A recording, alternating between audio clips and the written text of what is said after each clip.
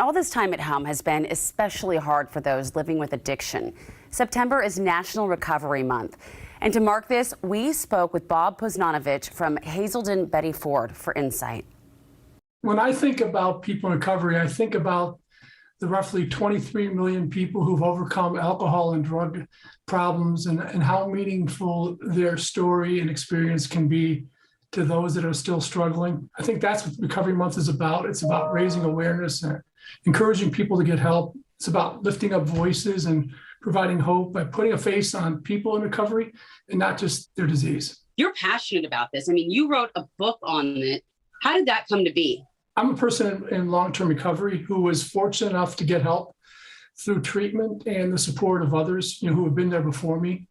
And I've been fortunate enough to make the lifestyle changes necessary for me to support that long-term recovery and to kind of rejoin society. And I was willing to put my face on recovery to show this is what, somebody who had a substance abuse problem looks like. And since I wasn't so worried about putting my face on addiction when I was using, I felt that I could use this opportunity, again, to help share my story so that maybe I could help others. And I also wanted to help the families and the workplaces that were impacted, like my family, my workplace was with my addiction, who didn't know what to do. And as a result, they made a lot of mistakes, and that ended up keeping myself and them all sicker. So I thought that experience and my experience watching people get healthy would be something that would be valuable to people that didn't know what to do. It's a really brave thing to do. What would you say to some people who know that inside they have a problem, but they think that there is no possible way that there could be an alternative lifestyle for them, or they could ever possibly be happy not doing what they're doing now? That's a common belief when we're using that everybody in the world uses, and I could never imagine using life without drugs and alcohol. And the reality is, all we do when we're using is drugs and alcohol. We miss all of life. And that's why I said I was really glad to say that I was able to rejoin society. All I did when I was using at the state, my last stage of addiction, was using, planning to use, recovering from the consequences of using. And that in itself was a full-time job.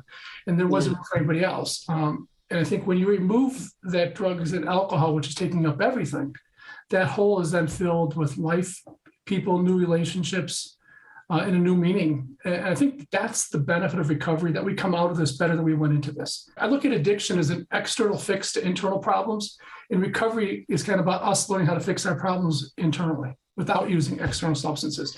And it's about building relationships. And for me, that first relationship I repaired was my relationship with myself. Let's talk about some of the misconceptions around addiction. It's a disease, and we need to understand that. It's a problem with the stigma around addiction is the myths.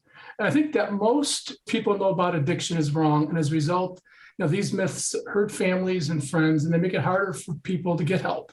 Number one is that people don't recognize it as a disease. They think that since using drugs and alcohol was a choice, then it's our fault for making that choice, and that we should just be able to take willpower to stop using, since choice should be able to get us out of it. That just shows that they don't really understand that addiction is a chronic disease that's been defined by the American Medical Association as disease of the brain because of the profound changes in the brain that handle the reward system, self-control, the ability to make good decisions.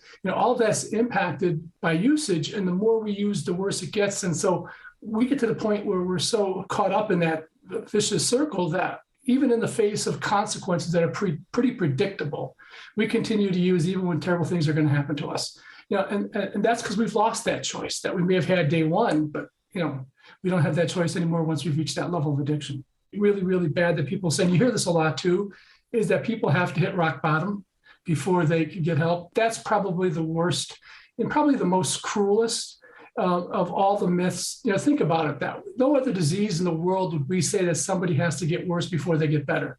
It's a really good point. I've never had someone quite explain it like that, but that's the truth.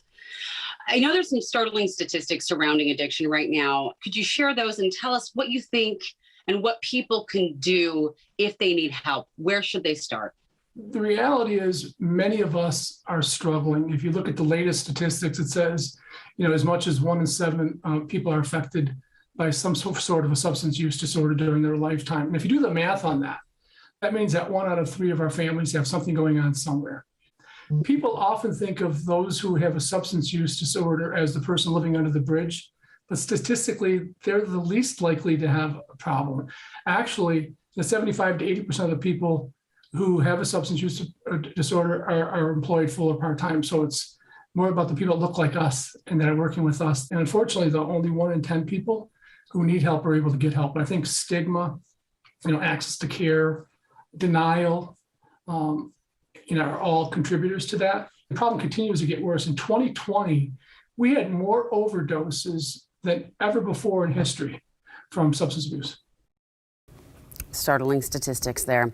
For more information on resources for help, please visit the link on your screen. We've also got a link to Hazelden Betty Ford on New Day's website. All right, my friends, we'll be right back.